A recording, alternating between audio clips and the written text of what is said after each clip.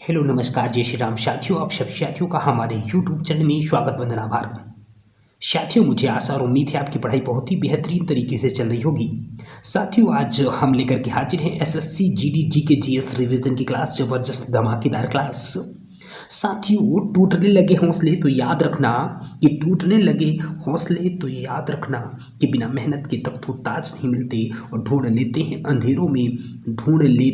अंधेरों में मंजिल अपनी, क्योंकि जुगनू कभी रोशनी के मोहताज नहीं होते। साथियों, लगातार मेहनत करते रहना है, हौसला को बनाए रखना है, अपने हौसलों को बढ़िया से मेहनत करते रहिए जबरदस्त तरीके से, क्योंकि अपने माँ बाप का हमें सपना पूरा करना है। इसलिए साथियों, हमें लगातार मेहनत करते रहना है और सपना पूरा करना है। साथियों, आपके सामने है बहुत ही धमाकेदार, बहुत ही इंपॉर्टेंट प्रश्न। बढ़िया मन लगाकर मेरी बातों को सुनते रहिए और सारी चीज़ें आपके दिमाग में ऑटोमेटिक सेव होती चली जाएंगी। साथियों, आपके सामने है पहला प्रश्न।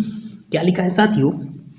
किस एकमात्र भारतीय को अर्थशास्त्र में नोबेल पुरस्कार दिया गया? जी हाँ साथियों, प्रश्न क्या है? किस एकमात्र भारतीय को अर्थशास्त्र में नोबेल पुरस्कार मिला? अपना आंसर हो जाएगा प्रोफेसर अमर्त्य सेन को एकमात्र भारतीय हैं जिन्हें अर्थशास्त्र में नोबेल पुरस्कार मिला।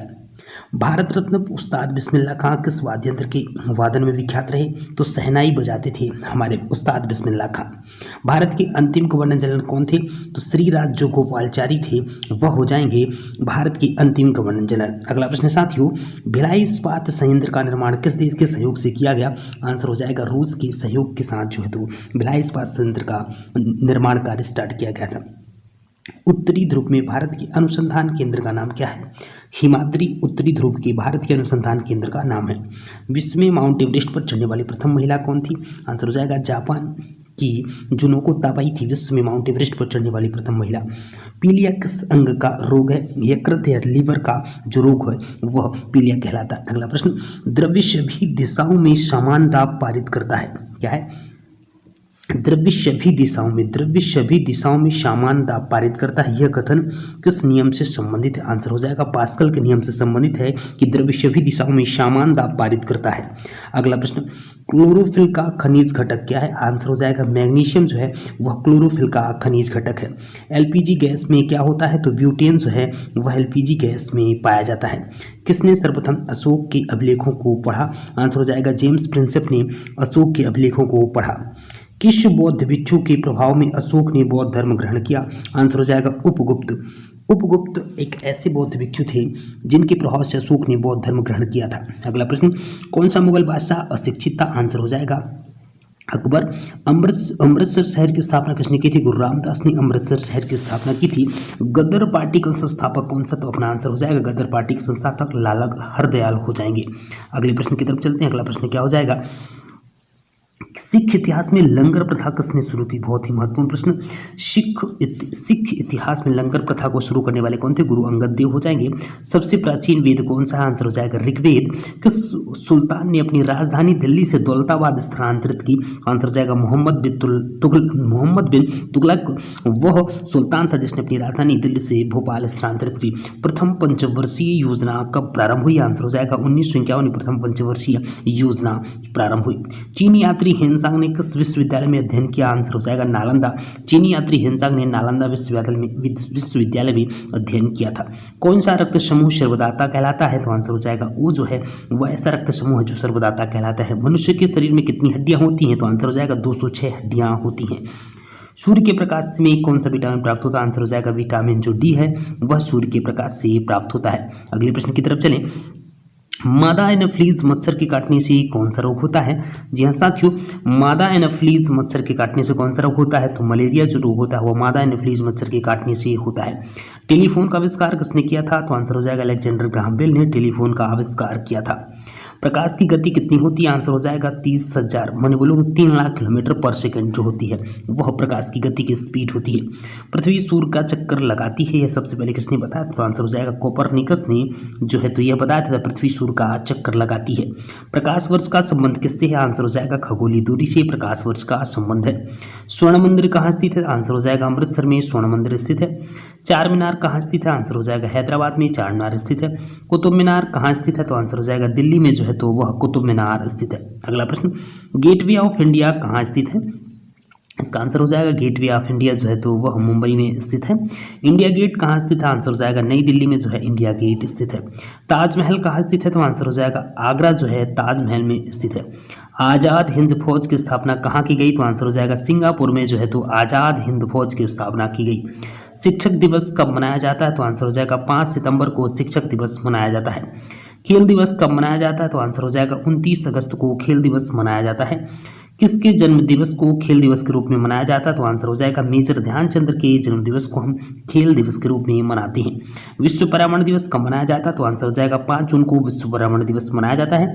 करो या मरो का नारा किसने दिया था? तो आंसर हो जाएगा महात्मा गांधी जी ने करो या मरो का नारा दिया था। जय हिंद का नारा किसने दिया? तो आंसर हो जाएगा सुभाष चंद्र बोस, नेताजी सुभाष चंद्र बोस ने जय हिंद का नारा दिया था। अगला प्रश्न, दिल्ली चलो का नारा किसने दिया? आंसर हो जाएगा दिल्ली चलो का जो है तो नारा किसने दिया था? तो आंसर हो जाएगा नेताजी सुभाष चंद्र बोस ने दिल्ली चलो का नारा दिया। वेदों की ओर लौटो का नारा किसने दिया? आंसर हो जाएगा दयानंद सरस्वती ने वेदों की ओर लौटो का नारा दिया। इंकलाब जिंदाबाद का नारा किसने दिया? तो आंसर हो जाएगा भगत सिंह ने इंकलाब जिंदाबाद का नारा दिया। तुम मुझे खून दो मैं तुम्हें आज़ादी दूंगा का नारा किसने दिया? तो नेताजी सुभाष चंद्र बोस ने यह नारा दिया था कि तुम मुझे खून दो मैं तुम्हें आज़ादी दूंगा। आराम हराम है का नारा किसने दिया? तो आंसर हो जाएगा जवाहरलाल नेहरू ने नारा दिया था आराम हराम है। जय जवान जय किसान का नारा किसने दिया? तो आंसर हो जाएगा लाल बहादुर शास्त्री जी ने जय जवान जय किसान का नारा दिया था। मारो फिरंगी को नारा किसने दिया? तो आंसर हो जाएगा मंगल पांडे जी ने मारो फिरंगी का नारा दिया था। सरफरोशी की तमन्ना अब हमारे दिल में है, देखना है जोर कितना बाजवे कातिल में है। ठीक है, इसका नारा किसने दिया था? तो राम प्रसाद बिस्मिल ने यह नारा दिया था। अगले प्रश्न की तरफ चलते हैं। भारत का नेपोलियन किसे कहा जाता है? बहुत ही महत्वपूर्ण प्रश्न। भारत का नेपोलियन किसे कहते हैं? तो आंसर हो जाएगा समुद्रगुप्त को भारत का नेपोलियन कहा जाता है। सती प्रथा के अंत में सबसे अधिक प्रयास किस समाज सुधारक का रहा है? आंसर हो जाएगा राजा राम मोहन राय सती प्रथा के अंत में सबसे अधिक प्रयास किए। सती प्रथा के अंत में सबसे अधिक जो प्रयास किसका रहा? राजा राम मोहन राय का रहा है। इनको राजा की उपाधि अकबर द्वितीय ने दी थी, ये भी जानकारी आपको ध्यान रखना है। रामकृष्ण मिशन की स्थापना किसने की थी? तो आंसर हो जाएगा स्वामी विवेकानंद ने रामकृष्ण मिशन की स्थापना की थी। महात्मा गांधी का जन्म दिवस किस तिथि को मनाया जाता है? तो आंसर हो जाएगा 2 अक्टूबर को महात्मा गांधी का जन्म दिवस मनाया जाता है। ठीक है, महात्मा गांधी का पूरा नाम क्या है? तो मोहनदास करमचंद गांधी महात्मा गांधी का पूरा नाम है। गांधी जी को महात्मा की उपाधि किसने दी थी? तो आंसर हो जाएगा रविंद्रनाथ टैगोर ने गांधी जी को महात्मा की उपाधि दी थी। माई एक्सपेरिमेंट विथ ट्रूथ पुस्तक के लेखक कौन है? तो आंसर हो जाएगा महात्मा गांधी जो है वह माई एक्सपेरिमेंट ट्रूथ के लेखक है। भारत का सर्वोच्च नागरिक सम्मान कौन सा है? तो आंसर हो जाएगा भारत रत्न जो है भारत का सर्वोच्च नागरिक सम्मान है। फिल्म के क्षेत्र में दिया जाने वाला सर्वोच्च भारतीय पुरस्कार कौन सा है? तो आंसर हो जाएगा फिल्म के क्षेत्र में सर्वोच्च भारतीय पुरस्कार दिया जाने वाला कौन सा? दादा साहेब फाल्के जो पुरस्कार है फिल्म के क्षेत्र में दिया जाने वाला सर्वोच्च भारतीय पुरस्कार है। भारत का सर्वोच्च वीरता पदक नाम बताएं। आंसर हो जाएगा परमवीर जो चक्र है वह भारत का सर्वोच्च वीरता पदक है। भारत का शेक्सपियर किसे कहा जाता है? आंसर हो जाएगा कालिदास को भारत का शेक्सपियर कहा जाता है। कंप्यूटर का पिता किसे कहते हैं? तो आंसर हो जाएगा चार्ल्स बेबेज को जो है तो कंप्यूटर का पिता कहा जाता है। अंतरिक्ष में जाने वाले प्रथम व्यक्ति कौन थे? तो आंसर हो जाएगा यूरी गागरिन जो थे वह अंतरिक्ष में जाने वाले प्रथम व्यक्ति थे। चंद्रमा पर कदम रखने वाले प्रथम व्यक्ति कौन थे? तो आंसर हो जाएगा नील जो आर्मस्ट्रांग थे वह चंद्रमा पर कदम रखने वाले प्रथम व्यक्ति थे। अंतरिक्ष में जाने वाले प्रथम भारतीय कौन है? तो आंसर हो जाएगा राकेश शर्मा जो है अंतरिक्ष पर जाने वाले प्रथम भारतीय थे। प्रथम भारतीय उपग्रह का नाम क्या है और इसे कब छोड़ा गया? तो आंसर हो जाएगा इसका नाम जो है आर्यभट्ट सन 1975 में छोड़ा गया। क्या हो जाएगा साथियों? क्या ध्यान रखना है, प्रथम भारतीय उपग्रह का नाम क्या है? तो आंसर होगा आर्यभट्ट। इसे कब छोड़ा गया? तो आंसर होगा 1975 में। अगले प्रश्न की तरफ चलें। संयुक्त राष्ट्र संघ के वर्तमान महासचिव कौन है? बहुत ही महत्वपूर्ण प्रश्न। संयुक्त राष्ट्र संघ के वर्तमान महासचिव कौन है? तो आंसर हो जाएगा बान की जो मून है वह संयुक्त राष्ट्र संघ के वर्तमान अध्यक्ष हैं। अंतर्राष्ट्रीय महिला दिवस किस तिथि को मनाते हैं? तो आंसर हो जाएगा 8 मार्च को अंतर्राष्ट्रीय महिला जो दिवस है वह मनाया जाता है। घेंघा रोग किसकी कमी से होता है? तो आंसर हो जाएगा आयोडीन की कमी से घेंघा रोग होता है। कौन सी ग्रंथि इंसुलिन स्रावित करती है? तो आंसर हो जाएगा अग्नाशय ग्रंथि है जिससे इंसुलिन स्रावित होता है। डूरंड कप का संबंध किस खेल से है? तो आंसर हो जाएगा फुटबॉल से जो है तो डूरंड कप का संबंध है। भारत का सबसे बड़ा बांध कौन सा है? तो आंसर हो जाएगा हीराकुंड जो बांध है भारत का सबसे बड़ा बांध है। संविधान की 8वीं अनुसूची में कितने भारतीय भाषाओं को मान्यता दी गई? तो आंसर हो जाएगा 22 भाषाओं को मान्यता दी गई। चीन की मुद्रा कौन सी है? तो आंसर हो जाएगा युआन जो है वह चीन की मुद्रा है। रेड क्रॉस के संस्थापक कौन है? तो आंसर हो जाएगा हेनरी जो डुनांट है वह रेड क्रॉस के संस्थापक हैं। अगले प्रश्न की तरफ चलें। हीमोग्लोबिन की कमी से होने वाला रोग कौन सा है? आंसर हो जाएगा हीमोग्लोबिन की कमी से होने वाला जो रोग है उसका आंसर हो जाएगा एनीमिया जो रोग है हीमोग्लोबिन की कमी से होता है। भारत की कोकिला कौन कहलाती हैं? तो आंसर हो जाएगा सरोजनी जो नायडू हैं भारत की कोकिला कहलाती हैं। दिल्ली में कुतुब मीनार किसने बनवानी शुरू की थी? आंसर हो जाएगा कुतुबुद्दीन ऐबक ने दिल्ली में कुतुब मीनार बनवाना स्टार्ट किया था। इसका पूर्ण कार्य इल्तुतमिश ने करवाया था। शुरू किसने किया था? कुतुबुद्दीन ऐबक ने। उसको पूर्ण करवाने का काम इल्तुतमिश ने किया था। बनारस हिंदू विश्वविद्यालय के संस्थापक कौन थे? आंसर हो जाएगा मदन मोहन मालवीय जो थे वह बनारस हिंदू विश्वविद्यालय के संस्थापक थे। अर्थशास्त्र के लेखक कौन थे? तो आंसर हो जाएगा चाणक्य या कौटिल्य जो थे वह अर्थशास्त्र के लेखक थे। विवेकानंद स्मारक कहाँ स्थित है? तो आंसर हो जाएगा कन्याकुमारी में विवेकानंद स्मारक स्थित है। साथियों यदि हमारी वीडियो आप लोग को अच्छी लग रही हो तो हमारे चैनल को लाइक सब्सक्राइब और शेयर जरूर करिएगा। अगले प्रश्न की तरफ चलते हैं। दक्षेस का मुख्यालय कहाँ स्थित है? जी हाँ, दक्षेस का मुख्यालय कहाँ स्थित है? तो आंसर हो जाएगा काठमांडू नेपाल में दक्षेस का मुख्यालय स्थित है। दक्षेस में कितने देश सदस्य हैं? आंसर हो जाएगा भारत, नेपाल, बांग्लादेश, श्रीलंका, मालदीव, भूटान, पाकिस्तान और अफगानिस्तान जो देश हैं वह दक्षेस के सदस्य हैं। ठीक है। भारत की तट रेखा की लंबाई कितनी है? तो आंसर हो जाएगा 7516 किलोमीटर जो है भारतीय तट रेखा की लंबाई है। विश्व में अभ्रक का सर्वाधिक उत्पादन किस देश में होता है? तो आंसर हो जाएगा भारत में अभ्रक का सर्वाधिक उत्पादन होता है। ग्रांड ट्रंक रोड किसने बनवाया था? तो आंसर हो जाएगा शेरशाह सूरी ने ग्रांड ट्रंक रोड बनवाया था।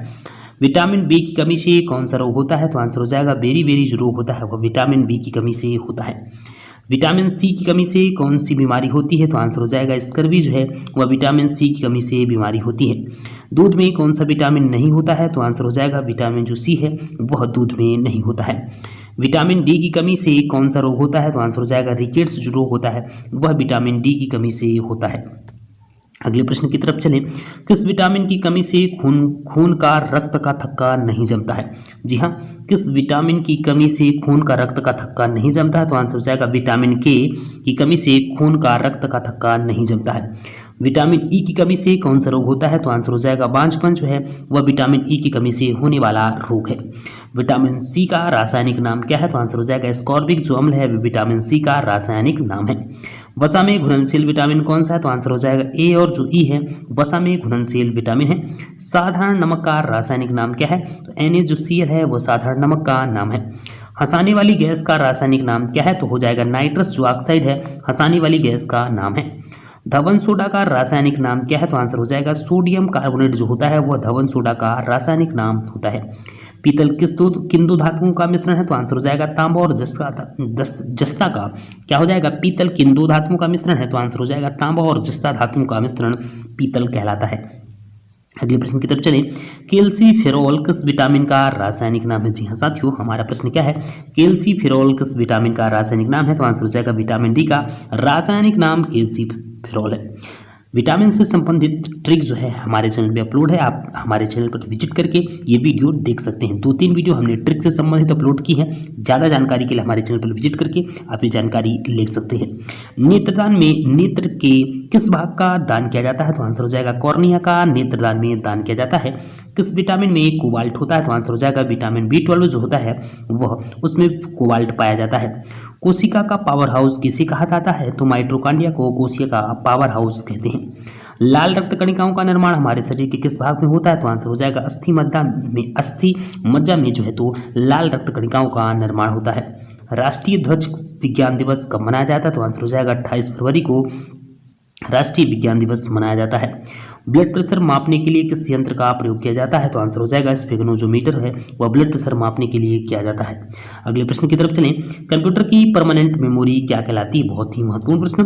कंप्यूटर की महत्वपूर्ण जो परमानेंट मेमोरी होती है उसको हम क्या बोलते हैं? रोम यानी रीड ओनली मेमोरी कहते हैं। क्लियर। किस अधिवेशन में कांग्रेस उदारवादी और उग्रवादी नामक 2 दलों में विभाजित हो गई थी? तो आंसर हो जाएगा 1907 के सूरत अधिवेशन में कांग्रेस 2 दलों में विभाजित हो गई थी, एक उग्रवादी एक उदारवादी। तंजौर का बृहदेश्वर मंदिर किसने बनवाया था? आंसर हो जाएगा राजा राज प्रथम चोल ने बृहदेश्वर मंदिर बनवाया था। मुगल सम्राट अकबर का जन्म कहाँ हुआ था? अमरकोट के दुर्ग में जो है तो मुगल सम्राट अकबर का जन्म हुआ था। वर्ष 2014 का फुटबॉल विश्व कप किस देश में आयोजित होगा? तो आंसर हो जाएगा ब्राजील में इसको आयोजित किया जाएगा। वर्ष 2018 का फुटबॉल विश्व कप किस देश में आयोजित होगा? तो आंसर हो जाएगा रूस, जो आयोजित हो चुका है। ठीक है, ये जानकारी ध्यान रखनी, पुरानी हो चुकी है न्यूज जो हमारे इस प्रश्न में सम्मिलित कर दी गई है। भ्रमित नहीं होना है, ये चीज़ें नई करंट अफेयर से आपको पढ़नी है। ठीक है, ये प्रश्न करंट अफेयर से तो इनको अपन नहीं करते हैं। जो जानकारी अपने एग्जाम के दृष्टिकोण से इंपॉर्टेंट है वही जानकारी ऑथेंटिक और क्लियर वाली जानकारी आपको दी जाएगी। संसद के दोनों सदनों की संयुक्त बैठक के अध्यक्ष कौन करता है? तो आंसर हो जाएगा लोकसभा जो अध्यक्ष होता है वह संसद की दोनों सदनों की संयुक्त बैठक की अध्यक्षता करता है। भारत के प्रथम लोकसभा अध्यक्ष कौन थे? तो आंसर हो जाएगा गणेश वासुदेव जो मावलंकर है वह भारत के प्रथम लोकसभा अध्यक्ष थे। भारतीय संविधान के किस अनुच्छेद के अंतर्गत जम्मू कश्मीर का विशेष दर्जा प्राप्त हुआ? तो आंसर हो जाएगा अनुच्छेद जो 370 को भारतीय संविधान के अनुच्छेद के अंतर्गत जम्मू कश्मीर को विशेष दर्जा प्राप्त हुआ। कोई विधेयक धन विधेयक है या नहीं, इसका निर्णय कौन करता है? तो आंसर हो जाएगा लोकसभा जो अध्यक्ष होता है वह किसी विधेयक को धन विधेयक कह सकता है या नहीं कहना, ये किसके अंडर में होता है? लोकसभा अध्यक्ष के अंडर में होता है। विश्व का सबसे बड़ा महाद्वीप कौन सा है? तो आंसर हो जाएगा एशिया जो महाद्वीप है विश्व का सबसे बड़ा महाद्वीप है। हैदराबाद की किस नदी पर बसा हुआ है? तो मूसी नदी पर बसा हुआ है। आज इतने ही प्रश्न करते हैं जिससे आपके दिमाग में ज़्यादा वर्डन भी ना हो और जानकारी आपके दिमाग में ज़्यादा देर तक स्टोर रहे, इसलिए कम पढ़ेंगे, ऑथेंटिक पढ़ेंगे और अच्छा पढ़ेंगे। साथ ही हमारे चैनल को यदि आपको वीडियो बहुत अच्छी लगी हो तो हमारे चैनल को लाइक, सब्सक्राइब और शेयर जरूर करिएगा। Thanks for watching this. जय जय श्री राम।